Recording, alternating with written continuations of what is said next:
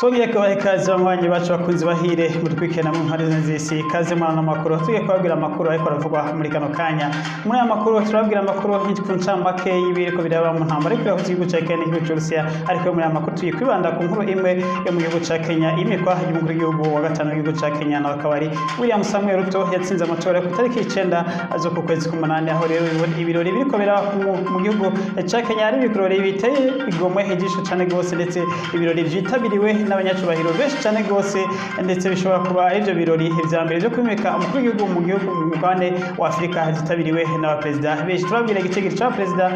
bitavye ibyo birori ndetse turabwira n'abaminisitiri ba mbere bitavye no birori mu gihugu ca Kenya akaze muri ano makuru. Amakuru yacu rero yakuncama nkuko tugiye kwirahera ku ntambara iriko yahuza igihugu ca Ukraine n'igihugu c'Uburusiya. Intambara iriko irahuza igihugu ca Ukraine n'igihugu c'Uburusiya ikaba igeze hafi ku mezi indwi mu c'Uburusiya bwise special operation rero muri iyi misi rero iyi misi ibiri iheze igihugu ca Ukraine kikaba kimaze kugaruza ibisagara bitari bike ibisagara byo mu burengerazuba bw'akarere ka Donbas region igihugu c'Uburusiya cari carafashe rero igihugu c'Uburusiya ikaba kimenyesha ko ngo cakuye abasirikare muri kano karengo congere kugira ngo congere kwitegurira ibindi bitero nkuko rero biboneka urero umaze gufatwa burashika kurere 12 umaze gufatwa muri indwi n'igisirikare ca Ukraine na cyane akarere kanyuma rero Ukraine imaze gufata ubu na karere kitwa Izium ndetse n'uduce twose two mu karere ka Kharkiv ndetse na karere ka Kherson nako nyene Uburusiya habwa kwimwa abasirikare b'Uburusiya babonetse bariko baravanwa muri buno burere bwose rero igisirikare ca Ukraine kikaba hagenzewe ndetse kaba acamanuye amadarapo y'Uburusiya yari muri tuno turere akimanika amadarapo ya Ukraine rero ibi president Zelensky wa Ukraine akaba yatsinze komeye cyane gose ku gihugu ca Ukraine ndetse akanamenyesha ko ngo n'ibindi bisagara byose bifiswe n'Uburusiya bagiye ku vyaka igihugu c'Uburusiya ariko rero igihugu c'Uburusiya ku munsi w'ejo carakoze ibitero byinshi cyane gose mu karere ka Kharkiv ndetse akarere ka Kharkiv ubu rero kakaba kari mu mwijima udasanzwe aho rero indege z'igisirikare c'Uburusiya zateye amamisire menshi cyane gose ku bigega bitanga umuriro muri kano karere rero hakaba habonetse rero ubu hatari umuriro kubera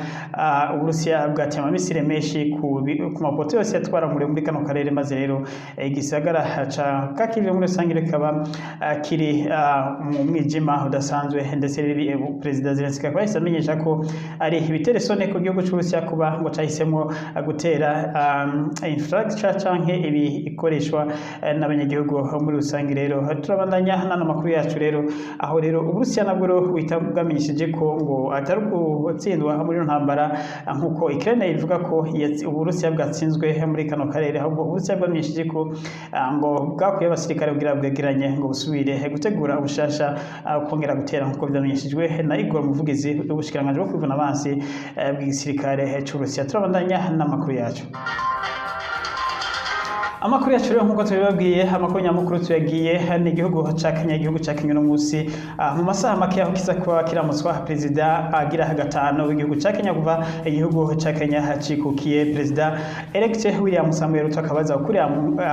gukorera mu ngata wari boss wiwe Uhuru Kenyatta yarasanzwe abereye icegera ciwe imyaka 10 rero hi safari rero yo kwinjira muri White House y'igihugu ca Kenya canke State House y'igihugu ca Kenya William Ruto akaba yatanguye rero itariki 9 z'ukwezi k'umunani aho yatsinze amatora yateguwe n'umugwi wa Kenya utegura amatora yitwa IBC amatora rero atemewe n'ubahiganwa mukuru Raila Odinga aho yaciye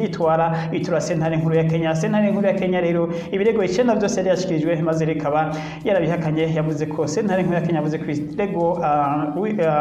Raila Odinga yari yashikirije bitari bifise ifatiro ndetse bitari bifise ibyemezo bikwiye rero sentare y'igihugu ca Kenya irongowe n'uwitwa Martha Koome ndetse amaze kuza yashitse muri bino birori byo kurahiza umukuru w'igihugu wa gatanu ndetse ari waza kurahiza umukuru w'igihugu wa gatanu n'ikigera ciwe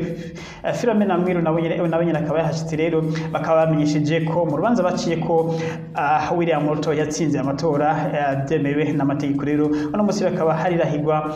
irahiragiwe hagiye gushikira ubutegetsi nka president wa gatanu w'igihugu ca Kenya ari kumwe n'ikigera ciwe Rigathi Gachagua nawe nyene rero igituma rero abanyagihugu ba Kenya uno musi basa nuko banezerewe cyane afise bafise amikoro make nuko rero bizeye ko Perezida William Ruto bivanye na background yiwe canke ubuzima bwiwe bwibanze buciriritse ko azofasha abanyagihugu ba Kenya cyane cyane abo yise hasra mu ma campaign yiwe abo yise abanyagihugu bo hasi cyane gose boneka ko campaign ziwe n'umugambwe wiwe ukundwa cyane gose n'abanyagihugu bato bato na cyane cyane ko bavuga ko nawe nyene yahereye hasi cyane gose aho rero William Ruto yavuye mu muryango avuka mu muryango Kenya cyane gose ndetse no kwiga yagiye yiga hakufashanyo z'ibigo bitandukanye byafasha mu gihugu cya Kenya ndetse rero n'ubu icegera ciwe Rigathi Gachagua nawe nyene akaba yarakuriye mu buzima bwe cyane gose aho mu ntahiwe yashikirije no musi mu gitondo imbere yuko yitabira ibirori byo kumurahiza nk'icegera cy'umukuru w'igihugu wa kabiri w'igihugu cya Kenya tubitse ko Rigathi Gachagua azoba icegera cya kabiri cy'umukuru w'igihugu uhereye aho ibwizwa shingiro rishasha igihugu cya Kenya ritorewe igemera rero ko umukuru w'igihugu agira n'icegera ciwe byemewe n'amategeko atowe nawe nyene n'abanyagihugu rero Rigathi Gachagua akavuga ko yakuriye mu buzima bugoye ndetse ngo barabana benshi bakaba batari bafise hari igihe kimwe ngo baburane ibyo bafungura kandi bakaba yaba ngo baba mu nzu y'ivyatsi rero urumva ko uno Perezida William Ruto n'icegera ciwe ari abantu by'ukuri bavuye mu buzima bukomeye cyane gose bwo hasi ariko rero Imana ikaba ibashize hejuru no musaka bari buhawe ubuyobozi bagiye guhabwa ubuyobozi bwo kuyobora igihugu cya Kenya igihugu ndetse gitunze cyane gose ku mugabane wa Afrika boneka ko ari igihugu kiriko kiratera imbere cyane gose rero reka tubananye n'amakuru tubabwire uko byifashe muri kano kanya mu gihugu cya Kenya ndetse nuko byatanguye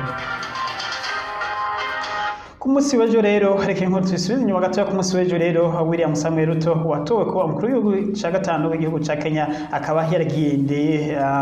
yaragiye State House ku munsi w'ejo aho yakiriwe na Perezida Uhuru Kenyatta aho yaragiye kumutembereza ahagiye kuba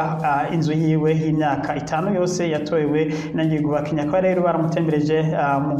mu kigo cy'umukuru w'igihugu wa Kenya ejo akaba yakiriwe na Perezida Uhuru Kenyatta n'umugore wiwe ndetse akaba yari kumwe nawe nyene William Ruto n'umugore wiwe aho umugore wiwe William Ruto yatemberejwe Rachel Ruto yatemberejwe na Margaret Kenyatta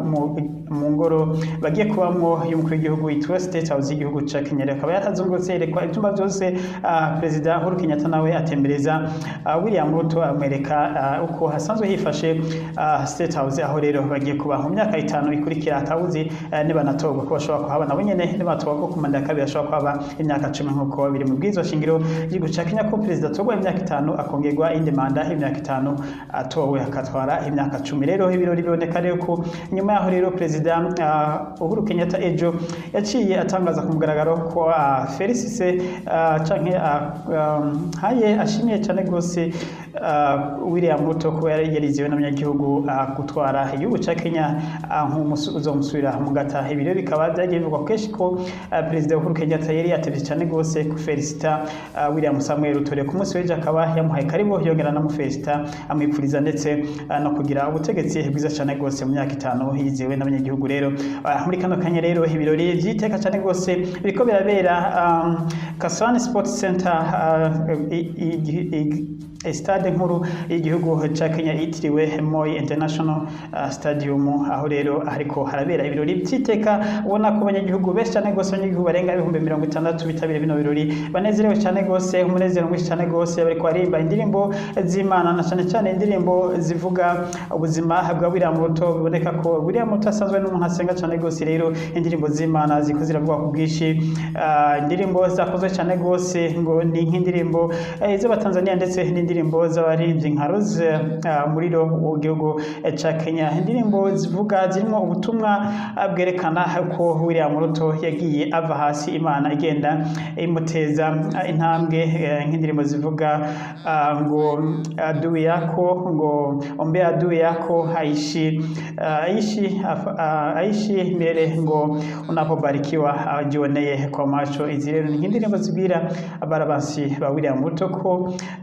akwiye kubaho ngo abone ibyiza Imana imukorere. Rero muri kano kanya tuvuga no makuru William Ruto ari mu nzira ndetse bamwe abakuru b'ibihugu rero benshi cyane gose bakaba bamaze gushika hano Kasarani Stadium Sports Center. Abakuru b'ibihugu barenga rero twabwiye ngo abakuru b'ibihugu benshi cyane gose bitabiriye bino birori. Abakuru b'ibihugu barenga 35 bamaze gushika Kasarani. Abakuru b'ibihugu bose ba East Africa bakaba bamaze gushika hano. Abakuru b'ibihugu ba East Africa bikaboneka ko bitabiriye bose twavuga Evariste Ndayishimiye w'u Burundi, Samia Suluhu Hassan wa Tanzania, Felix Tshisekedi w'igihugu ca Congo ndetse na President Paul Kagame w'u Rwanda na Yoweri Museveni w'igihugu ca Uganda ndetse na Salva Kiir w'igihugu ca Sudani ndetse na Minisitiri wa mbere w'igihugu ca Ethiopia Abiy Ahmed ndetse n'abakuru b'ibihugu benshi cyane gose nka President wa Malawi, President Emmerson Mnangagwa wa Zimbabwe, abakuru b'ibihugu benshi cyane gose b'ibihugu vya Afrika ndetse n'abatari mu bihugu vya Afrika, ibihugu vya Caraïbe na Pacifique nabo nyene bakaba bashikiye rero n'abashikiranganje ba mbere benshi cyane ndetse n'ivyegera by'abakuru b'ibihugu benshi cyane nk'umutegera cy'umukuru w'igihugu wa Nigeria n'ikigera cy'umukuru w'igihugu wa Nigeria ndetse n'ikigera cy'umukuru w'igihugu wa South Africa bose bakaba bashikiye benshi rero biboneka ko hari abategetsi benshi cyane gose bitabiriye bino birori. Turandanya n'ano makuru yacu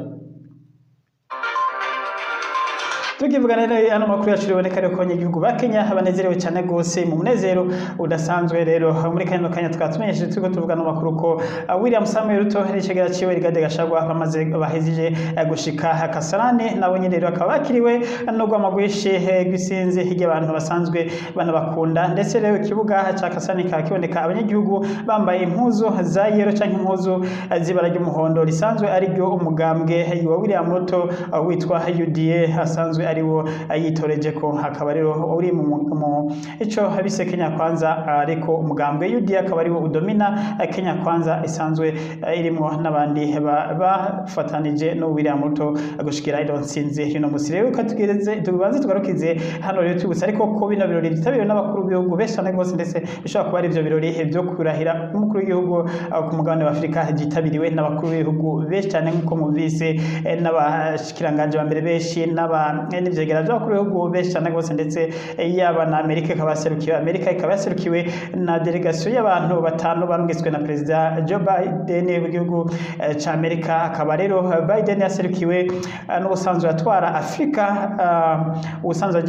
ajejwe amabanga ya Afrika wa Amerika ndetse ikaba muri iyo delegation harimo na ambassade w'igihugu ca Amerika ku mugabane wa Afrika ndetse hakaba harimo kandi na ambasaderi w'igihugu ca Amerika mu gihugu ca Kenya. Hakaba harimo n'utwara ishirahamwe rya Amerika rijeje gufashanya n'umugabane wa Afrika na n'userukira UNICEF ku mugabane wa Afrika. Abo bose rero n'userukira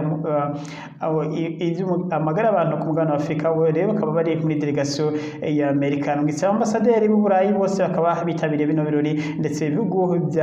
byose bikaba byarungitse bya Buraya ababiserukira muri bino birori. Biboneka ko ari birori byiteka cyane gose byitabiriwe n'abategetsi benshi cyane gose isinzi ndetse bishobora kuba nkuko twagiye tubabwira tuzokora icegeranyo turabe ko by'ukuri bitaba ari byo birori vya mbere byitabiriwe n'abategetsi benshi cyane gose kuko kurahira ku mukuru w'igihugu ku mugabane wa Afrika. Ariko rero tudakekeranya abaperezida bobo bitabiriye nivyo birori vya mbere byo kwimikwa mu perezida ku mugabane wa Afrika byitabiriwe n'abaperezida benshi cyane. Na rero tuba turarangiza kino gisha mukuru ariko turaza kugaruka tubabwira bino birori byiteka byoshe cyane gose uko bibandanya bigenda mu gihugu ca Kenya. Murakoze cyane mugumane natwe tubitsabwira sabone cyangwa subscribe kugira ngo ushikare ko cyana ibiganiro byacu. Murakoze cyane.